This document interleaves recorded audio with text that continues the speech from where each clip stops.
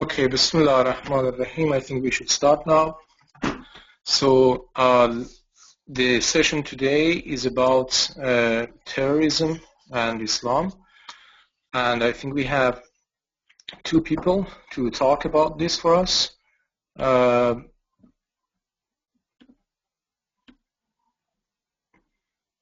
So I remember from last time it was one of the boys and one of the girls.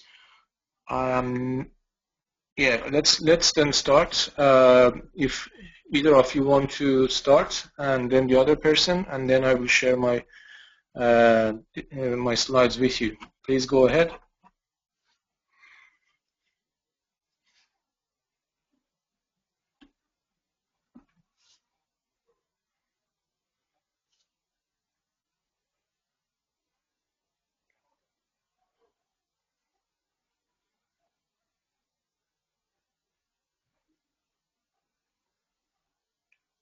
The two people who were supposed to talk today, I'm asking if you want to start talking, please. One of you first. Arsalan, do you want to go first?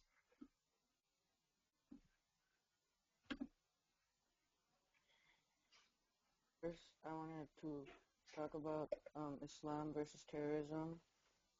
Yes, please. A bit louder so that we can hear you. Okay, so I think that those who do commit acts of terrorism under the name of Islam, they are usually the ones who haven't read the Quran or they misinterpret it, and this is one of the big reasons why they do this. And many of the verses given in the Quran were actually meant for the time of the Prophet, and many people today believe that they still apply to us, and the situation was different back then, so like they don't understand this, and this is why they still use these verses in justification for their actions. And one of the verses you provided, verse 929, it says, "Fight those who do not believe in Allah or in the last day, and who do not consider unlawful what Allah and His Messenger have made unlawful." So basically people use this today as justification for their actions, but this was meant for the time of the Prophet when there were many hypocrites around and the message was repeatedly spread to them, but they still rejected it, and it was much different than today, and they used to do bad things to the followers of Islam and a lot of other things that made the situation different to them back then, but yet people misinterpret it and they don't read it the right way, or they think it still applies to us. And Thank you, so Arsalan. Yeah. there's another verse, verse 109, 109.4. It says, "Nor are you worshippers of what I worship, and nor will I be a worshipper of what you worship, and for you is your religion, and for me is my religion." So these verses still apply to us today, and I think that we shouldn't try to interfere with other people's religion, and we should accept it just because, we should still embrace Islam, but not to such extents where there's terrorism involved in trying to spread Islam, and I think this whole message is bad, and Islam does not promote this. Thank you, Arsalan. If somebody tells you that that verse that says go and kill people of the book, how can you say that this verse was only for the time of the Prophet? Do we not say that the Quran is for all times? So how can we then say that this verse was for the time of the prophets? How would you answer that? Well, let me take a look at it again. Okay, well, it says that do not adopt the religion from those who are given the scripture, and it says to fight. But there were many disagreements, and they fought a lot back then, and the Quran was given to the Prophet, and everything he was told is in this book, and some of the stuff necessarily was meant for the time. It wasn't meant for Islam as a whole to fight the non-believers. It was given as directions for what to do when there needed to be advice, and all the stuff that was told to the Prophet is given in this book. Thank you, Arsalan. Thank you. Very good. Thank you very much. Now we have one of the ladies, please, who volunteered to talk today. Please go on.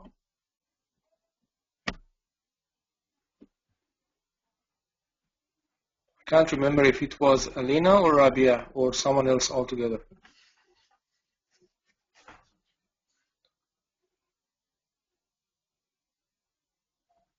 None of you?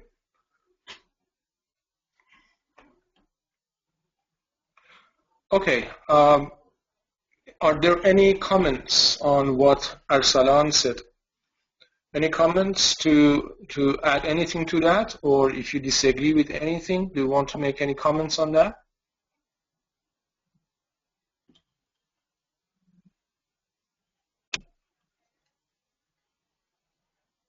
Okay, so it's complete silence. So I think I share my screen with you and we take it from there. So the discussion that I'm going to have with you today is a very important one. And like always, I'm going to send you the material, but I also ask you to please pay good attention so that you can fully understand what I'm saying, and I do not. I need to make sure that I am clear in delivering this message. So please pay attention, and if you have any questions about it, or if you have any comments, let me know at the end of my talk. So I share my screen.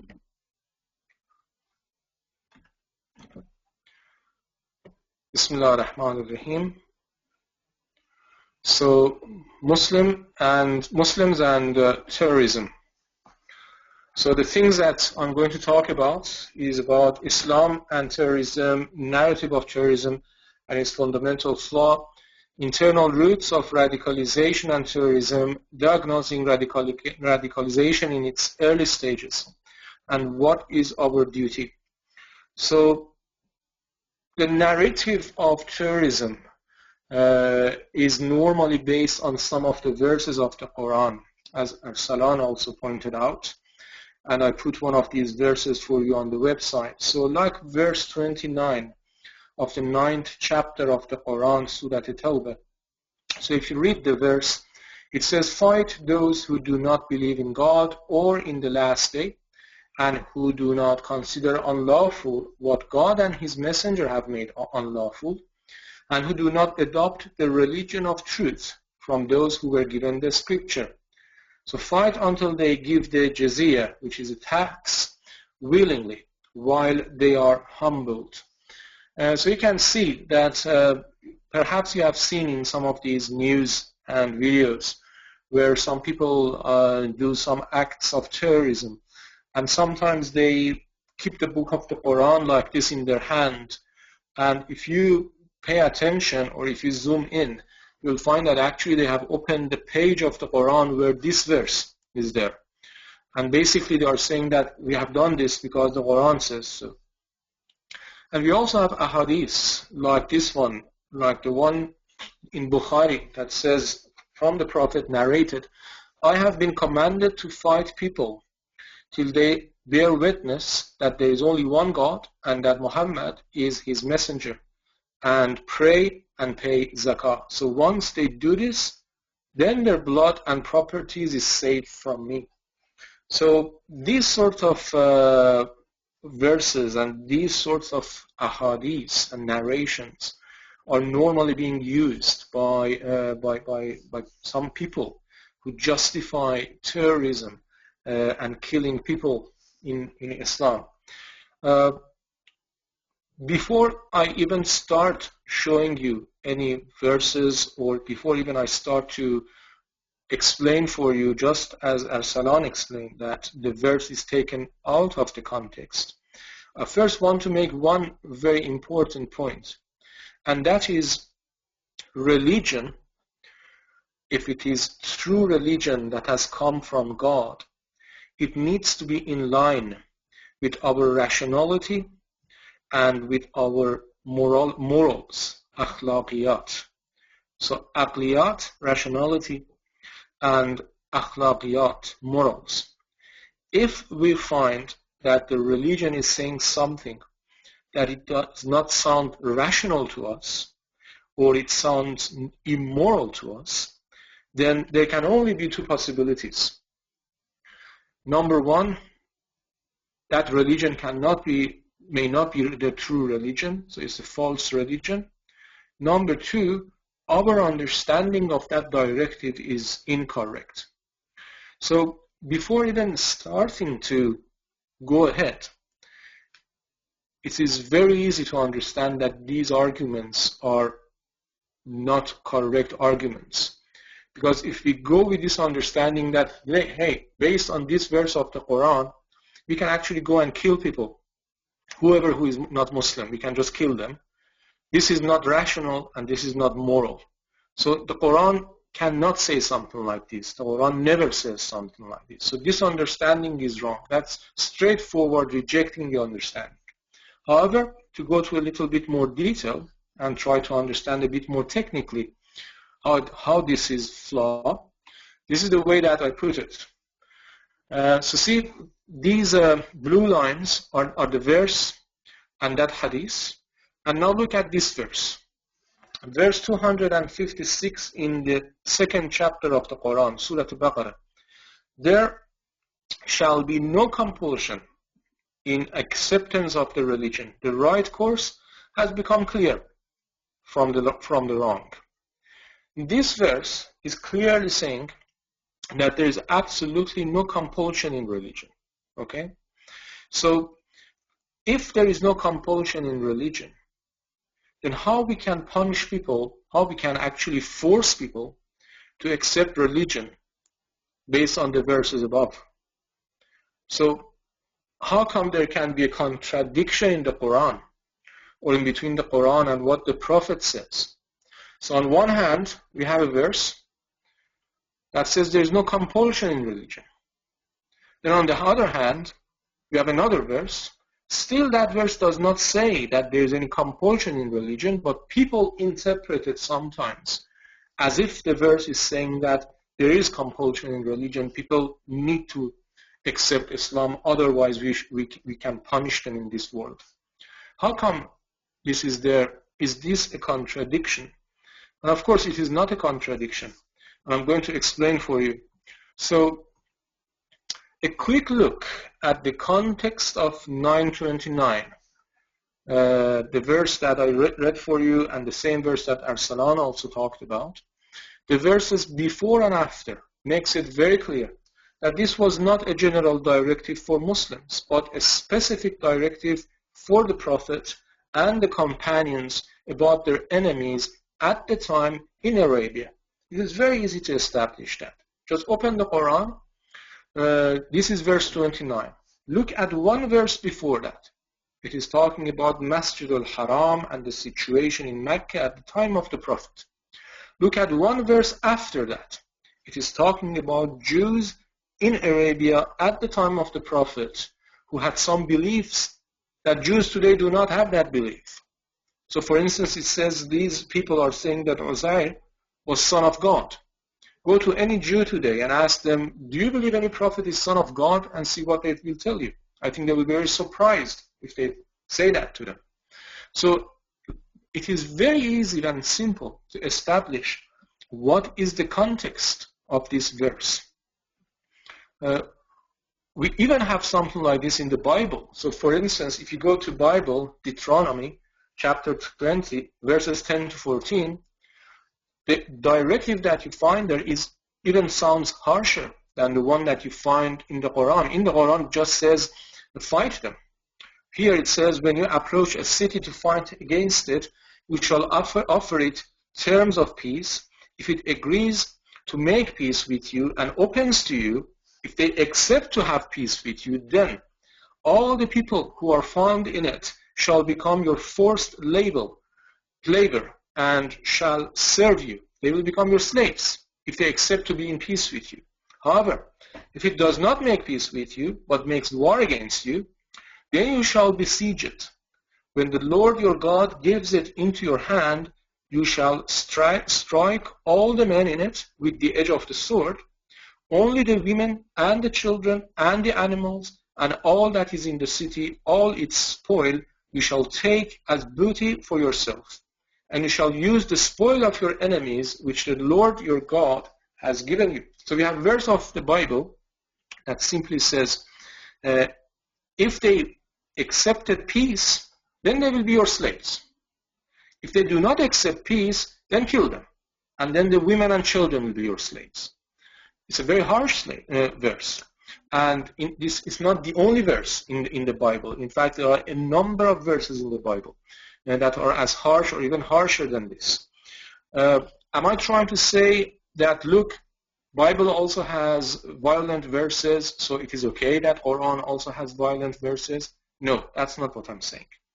Am I trying to say, look, these verses are false, these verses are wrong, these are fabricated in the Bible? No, that is not what I'm trying to say.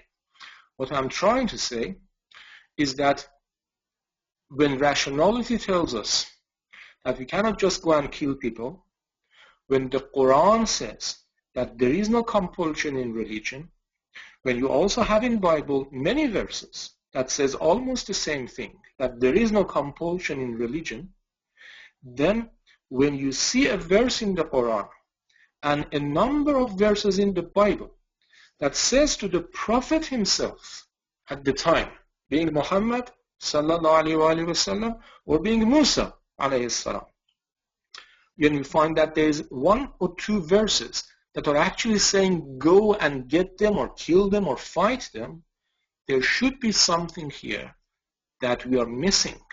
There should be a missing link here. That missing link is what I'm trying to explain for you.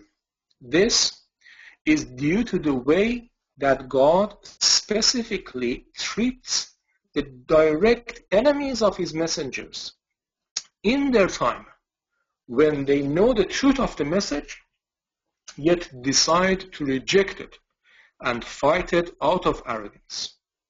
So this is what we call it Sunnatullah, one of the ways of the Almighty. When he sends a messenger, that messenger will preach so clearly and so extensively that his direct addresses, people who are seeing him and are hearing him, his direct addresses, people who are seeing him and hearing him, or they're seeing his companions and hearing his companions at the same time. For these people, the message becomes so crystal clear that there will be no doubt about it for them. So they will be in a stage that they will not be able to argue that, well, I'm not convinced, or, oh, well, it's not very clear. No, it will be very clear for them. They will be convinced. Then if they decide to reject it, that is entirely due to their arrogance. That's not because they are not convinced. So if they do it that way, then it is the sunnah of God that the punishment that they deserve will not wait for them till the day of judgment, but starts from this very world. During the time that God sends a messenger, it is not the believers, but God himself who deals directly with the addresses of the messenger. This is sometimes through natural calamities, like for instance people of Noah, people of Lot. And sometimes it is in the hand of the believers, like people of Muhammad and people of Musa. Look at this verse. Verse 14, Surah At-Tawbah. God says, kill them. So talks with the Prophet. Talks to the Prophet and the companions. Kill them, meaning mushrikeen, the polytheists.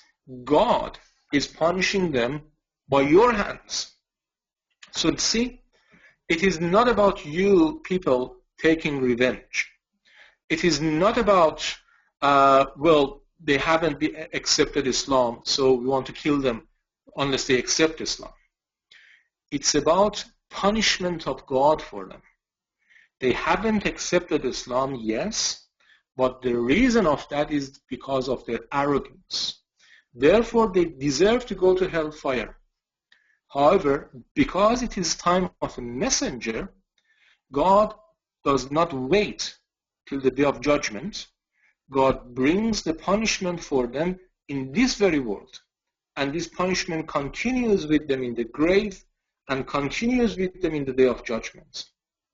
So the flood that came for Nuh, the fire that came for Lot, were punishment of God. Same thing, the army of Prophet Musa, the army of Prophet Muhammad, sallallahu alayhi wa sallam, both of them were punishment of God. No difference between them.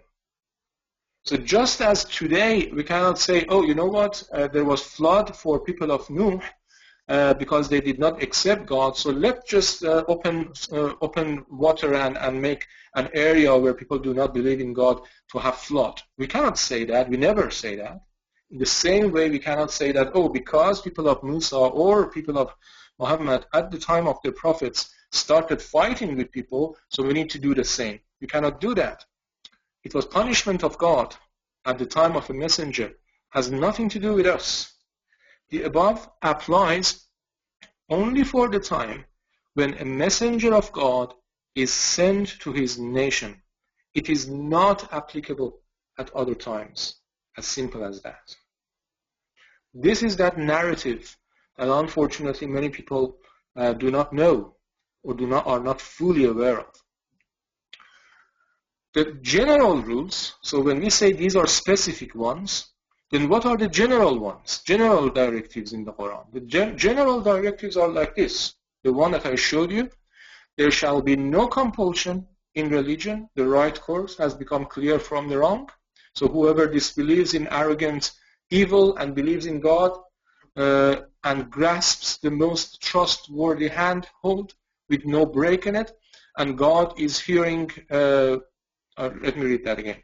So whoever disbelieves in arrogant evil and believes in God has grasped the most trustworthy handhold with no break in it.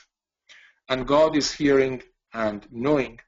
Or for instance, this one in the Surah Al-Ma'idah, we decreed upon the children of Israel, and it equally applies to Muslims as well, because the verse after that gives almost the same directive to Muslims as well.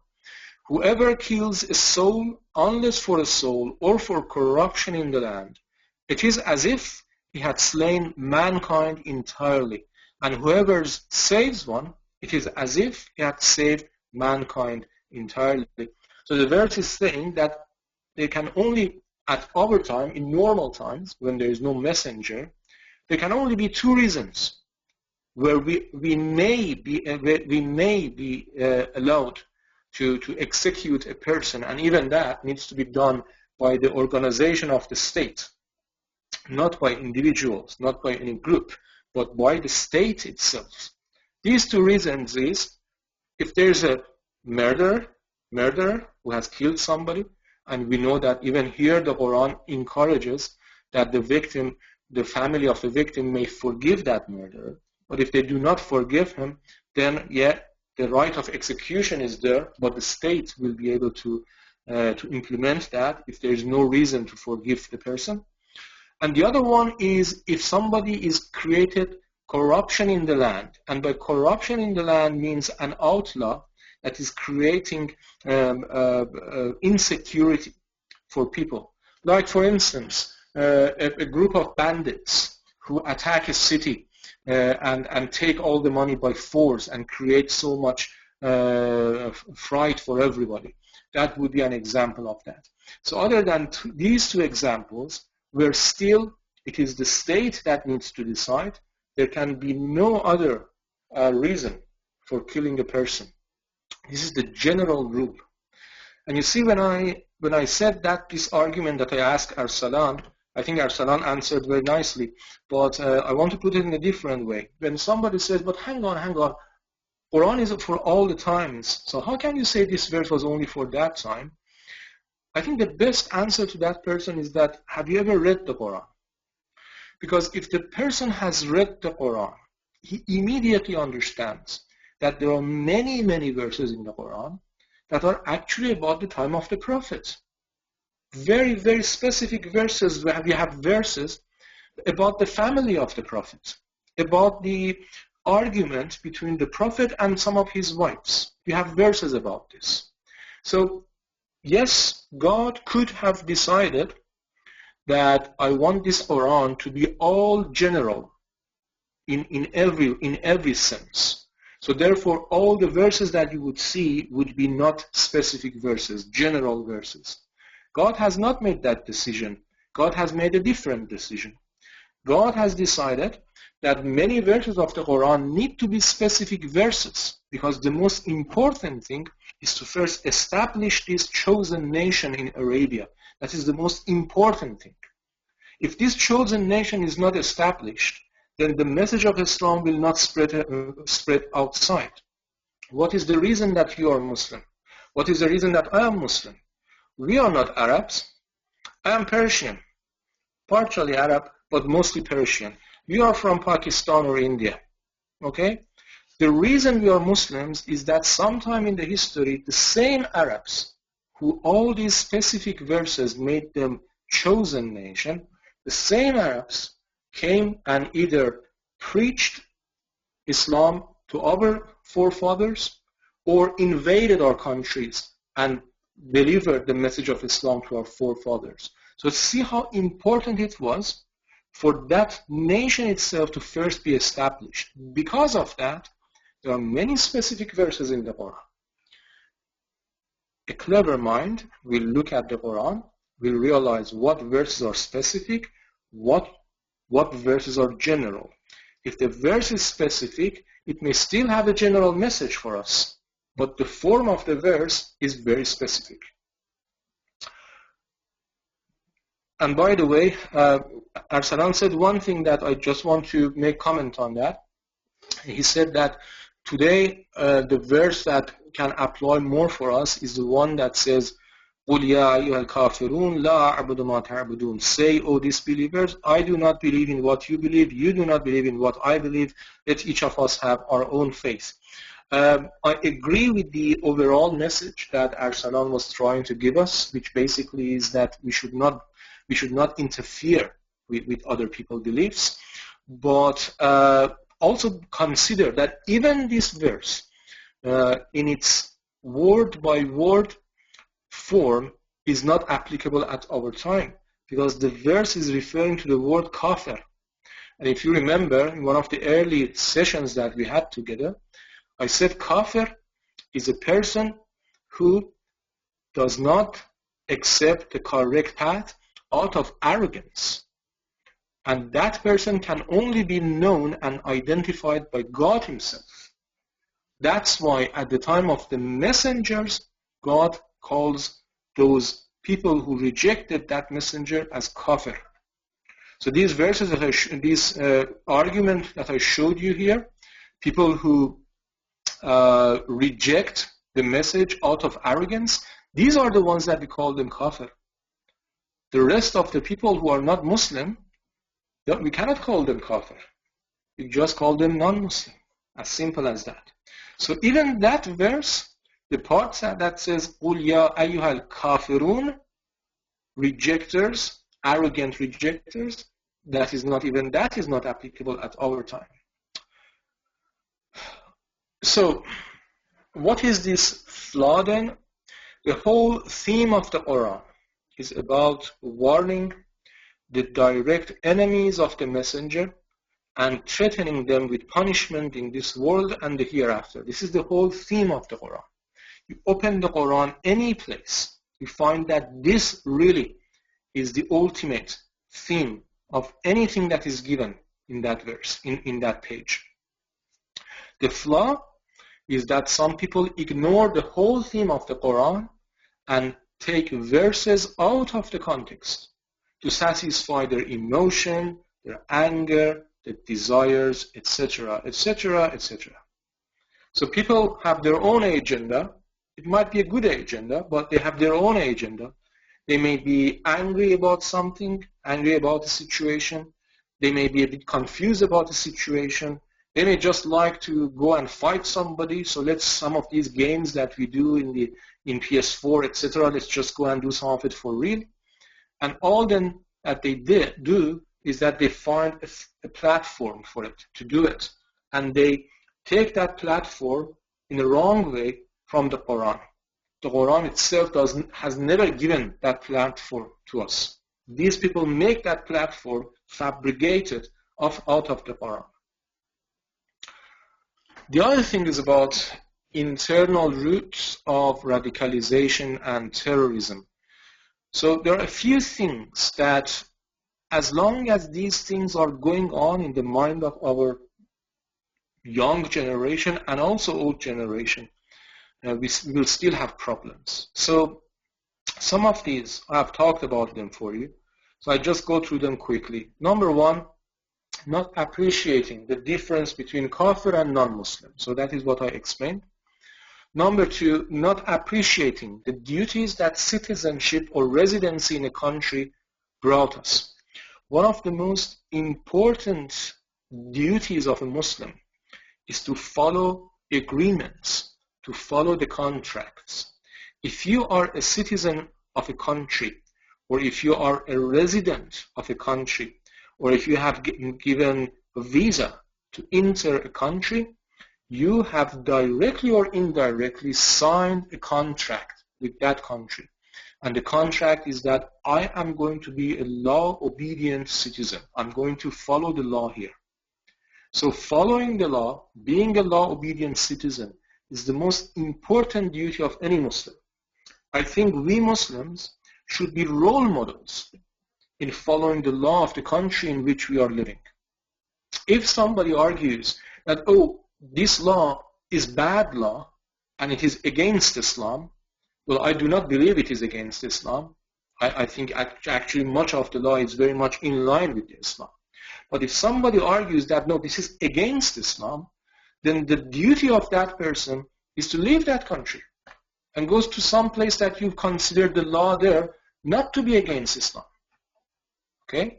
Or if you cannot do that, then if you stay there, you need to follow it because that is a contract.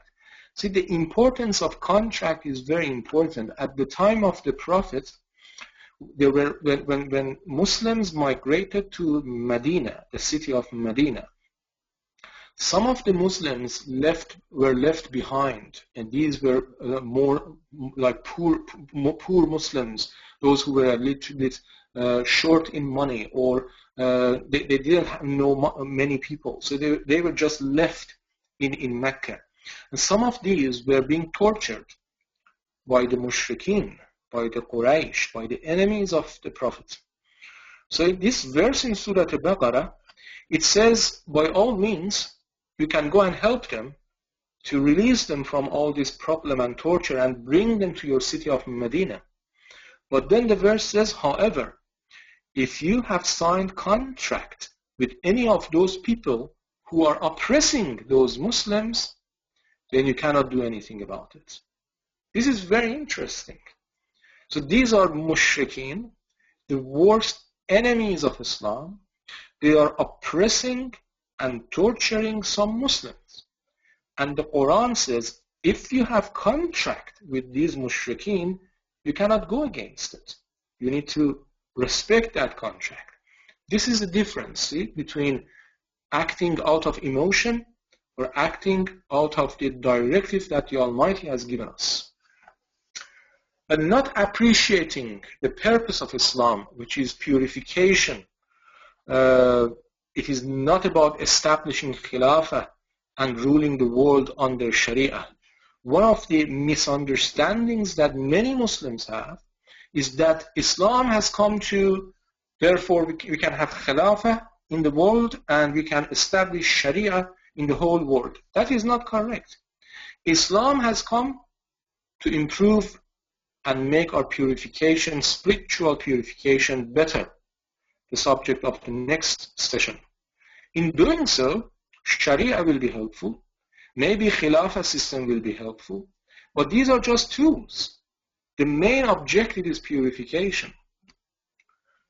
Following our emotions rather than directives of the Quran. So the best example I can give you is this school in Pakistan where some of these terrorists attacked the school and they actually killed children. And then they announced that this was to avenge the government coming and killing all our children. So this is our act of revenge, actually. At the time, I recorded a video message and I sent it to some places. Maybe they could upload it for me, and they did. And basically, the message that I gave was that this actually seems to be some improvements, because these terrorists are no longer saying that we are doing this because the Quran has told us. They say we do this because we want to take revenge. It's as simple as that. So they do not pay any attention whether the Quran actually allows such revenge or not.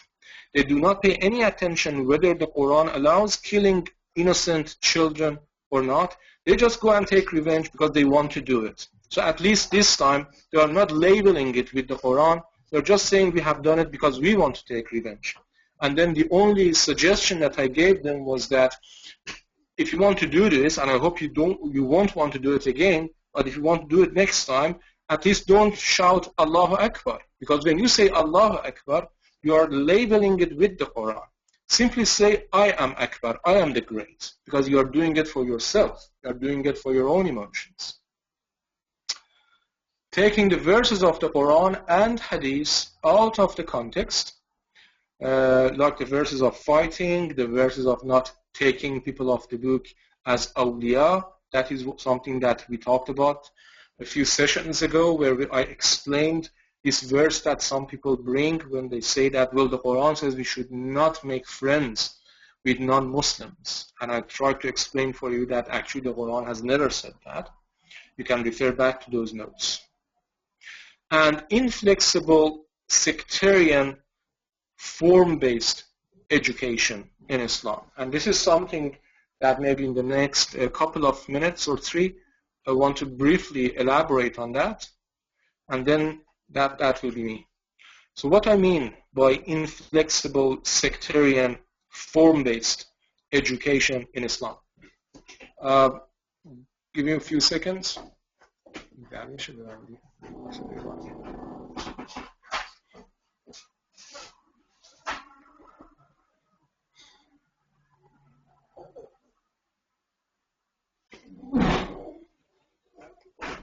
Okay.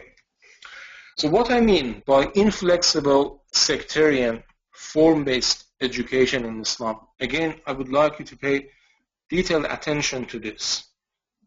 Our traditional education of Islam has a number of problems. Some of them are as follows. It is very much sectarian. So you see, for instance, if you are coming from Pakistan, then most probably the traditional imam or qari sahab or whoever you call him that gives you lesson, most probably he is teaching you the Hanafi point of view about how to do things. As you know, there are many ways that we can practice our acts of worship and other obligations. And each school of thought is slightly different from the other one. So one of the schools of thought is what we call it the Hanafi school of thought. And this is the one that is dominating in some countries like Pakistan. In other countries, other schools of thought are dominating. And all of them are fine, because all of them at the end are just interpretation of the rules of the Quran. The problem that I have with this is that in many of these classes, so I do consider exceptions and I do consider very good teachers here, but in some of these classes, when the teacher explains what's the way of doing prayer, for instance, one thing he never mentions is to say, by the way, this is the Hanafi point of view. And there are other ways of doing this as well. By not mentioning that, the teacher is actually making unintentionally, he makes this impression that what I am telling you is actually what Islam says. What I'm telling you is actually word of God. So if as a Hanafi person, I tell you that you need to put your hands, let's say here in your prayers, if somebody puts his hands somewhere else or does not even hold his hands, he's doing something against God. But if I tell that, look, this is the Hanafi point of view, and then we have Shafi'i, and then we have Maliki, and then we have Hanbali, and then we have Ja'fari, and then we have Zaydis, and then we have Ahl al-Hadith, etc., etc., etc., I will then open the mind of the person that there can be different views, different understandings. Give me 1 second.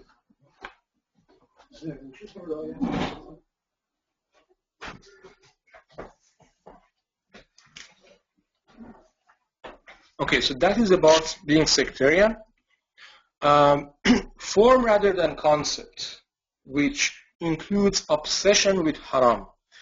I've been to many question and answer sessions, in particular with youth and teenagers and young generation. And it is always amazing and at the same time a little bit sad for me that I find that something like 80% of the questions is about haram and halal. Is it haram to do this? Is it okay to do that? If I have this, is it haram? If I do it that way, is it halal? And I very rarely and very seldom I receive questions like, how can I be a good Muslim? What does God want from me? How can I improve my prayers? What is the point of fasting? Etc., etc., etc. It's because of the way that unfortunately in our education we put too much emphasis on form and not much emphasis on the content. We have a Hafiz of Quran, memorizer of the Quran, who, mashallah, he has memorized all the Quran. But ask him to translate one verse for you. He can't. So he is as good as a tape recorder. It's nothing more than tape recorder. A tape recorder is even more reliable. This does not mean that halal and haram are not important. Of course they are important, but it's just about getting the correct balance here. Another thing is about who is scholar. And I'm going to show you some pictures there to explain for you what I mean by that. The fourth one would be dismissive of new understandings. There is some sort of fear and worry going on among Muslims that when they hear an alternative understanding of a verse of the Quran, for instance, or an alternative understanding of a hadith, or an alternative understanding of Islam altogether, they start to panic. They start to feel nervous. They do not start thinking that, okay, maybe that might be right. Or maybe it's not right, but it is interesting. Let us study that. As soon as they hear something that is different from what they have learned all their life, they just go to reject it. And this is not a very good attitude, because this was exactly the attitude of the people at the time of the prophets. They also did the same thing. They heard something new, they didn't like it, so they rejected it without thinking about it. That point about who is a scholar, for instance, if I show you these three pictures, or let's say if you see these three people in front of you, if it is a prayer time, which one would you approach to ask him to lead your prayers? I'm pretty much sure that many people go for the person in the middle. Or if I say that you go to a place, these three people are sitting there, and you have a question about religion, which one of them would you go to ask question? Again, I think most of you will go for the person in the middle. Well, the person in the middle is a very good person. He's imam of a mosque. He's not a scholar. He's just imam of a mosque. This person here, with blue tie, he's Dr. or Professor Abdullah Saeed. He lives in Melbourne. Go and read his biography. The studies that he has done on Islam are exceptional. He's a true scholar of Islam. This one here, Khalid Abul Fadl, in America. Go and study his works. Again, the things that he has done, the studies that he has done both traditional and modern studies in Islam. He has written a number of books. So these two people are people that are really considered to be very, very high-level scholars, not even normal scholars. This person in the middle is not even a scholar.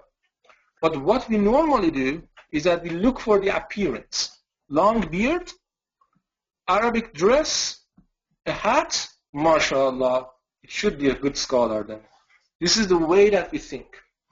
Or for instance, and this is particularly for our sisters, for the ladies in this class. Alhamdulillah, ladies in this class were much more active than men. Do you know any of these scholars of Islam? All of these figures, and I could add at least another 20 to them, are great scholars of Islam. Do you know what is the reason that perhaps you don't know any of them? The reason is that they are female. They are not men. They are ladies. So there is some sort of thinking going on that a scholar, oh, brother scholar. I mean, in our mind, we cannot even understand a woman being a scholar, and we do not appreciate that one of the greatest scholars at the time of the companions was Hazrat Aisha, radiallahu anha. If she wasn't there, I would say something like 50% of our understanding of regulations of fiqh were gone.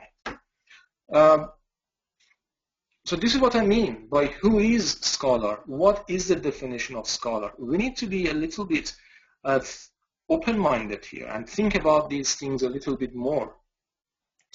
And last point that I didn't talk about is this one, instruction-based rather than research-based.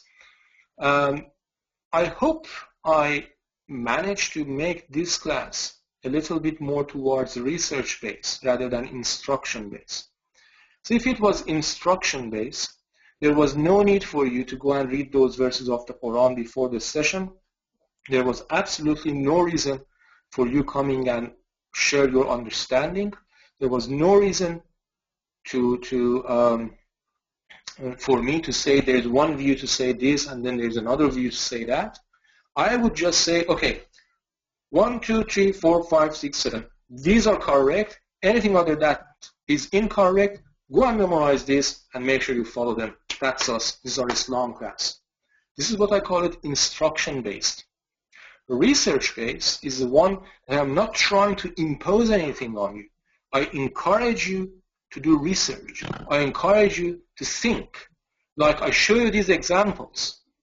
I tell you that go and read the biography of that person. Go and read the biography of this person, these ladies. And in this way, I try to encourage you to go and think about it. So this is something that I think we need to try to establish in our education of Islam. Diagnosing, I only have another slide, I think, and that's me. Diagnosing radicalization in its early stages. When you bring an alternative understanding and the person appears to be more keen in rejecting it rather than trying to fully understand it first, that to me is the first signs of something that can lead to radicalization. Such attitude can be a sign of being closed-minded, and closed-mindedness can easily lead to radicalism. So some suggestions for the youth. Number one, I think I need to change the place that I'm in, so just bear with me.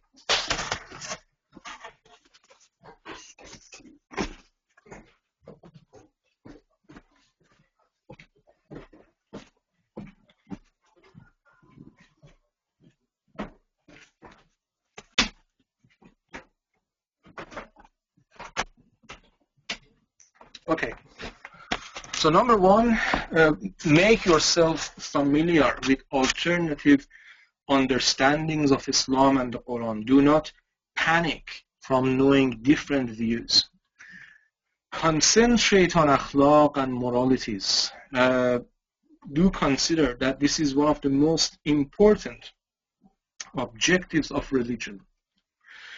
Concentrate on your studies. If you do not concentrate on your university or school studies, you will not be able to have a successful life, and you will find yourself always struggling to make ends meet, and that can affect your religion and your understanding of religion. Invest on what is in common in between you and the non-Muslims around you. Many people believe in God. Even if they do not believe in God, they do believe in akhlaq and morality. Invest on these common things. Take benefit of diversity among yourselves. When you find a Muslim coming from Africa, a Muslim coming from Saudi Arabia, a Muslim coming from Lebanon, a Shia Muslim, a Zaidi Muslim, appreciate this diversity. Try to interact with each other. Try to learn something from them, and of course also share your understanding with them. Organize religious dialogue among Muslim scholars. Okay, many communities invite scholars. And these scholars go there in those communities and talk and talk and talk and talk for 1 or 2 hours, then answer questions, and then they go back. This is good. This is fine. This is interesting. But what benefits you, what can take us out of this situation that we are in, is if you can see 2 scholars from 2 different understanding peacefully and constructively interacting with each other and discussing things with each other. That would be beneficial. And I haven't seen much of that, unfortunately, among the Muslims and young generation of Muslims. If you have Quran circles, and I hope you have, make your Quran circles an opportunity to hear different views. Make it more academic, less traditional. Don't just take one book as a textbook and just go through it to the end, and let's understand the Quran only from the point of view of this particular scholar because we consider him to be a very good scholar. No, no, no. Try to have at least 2 understanding and read them side by side. Never to say this one is better than that, but to understand which one's reasoning for which verse seems to be stronger. So what is our duty? The Surah Al-Asr, it says, by time, indeed human being is in loss, except those who have faith and do righteous deeds and enjoin one another to follow the truth and enjoin one another to patience. So be interested in the truth. Remember that you can never claim that you know all the truth. Try to preach the truth first by your own behavior, and when opportunity comes, preach the truth with your talking and writing as well. But remember, you can never claim that you know all the truth, so always be keen and ready to be corrected. And be patient. Don't get disappointed. Don't get angry. Don't get emotional. And advise other people to patience as well. I know I went a little bit more than the allocated time, but the subject today was a very important one and very sensitive one, so I had to cover a few things. For next time, which is going to be our last formal lecture, I think we will have another one after a break that is going to be just concluding one and question and answer. But the last formal one is going to be next week. It's going to be about how to improve our spirituality.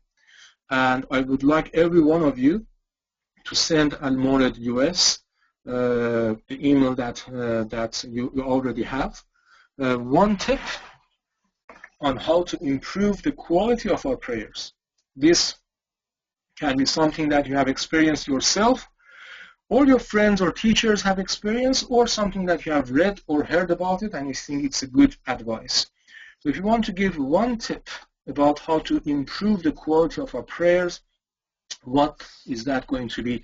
Please let Al-Mawlid US has these tips, and we will go through them in the next session. And of course, it will remain anonymous. Your name will not be revealed in the session.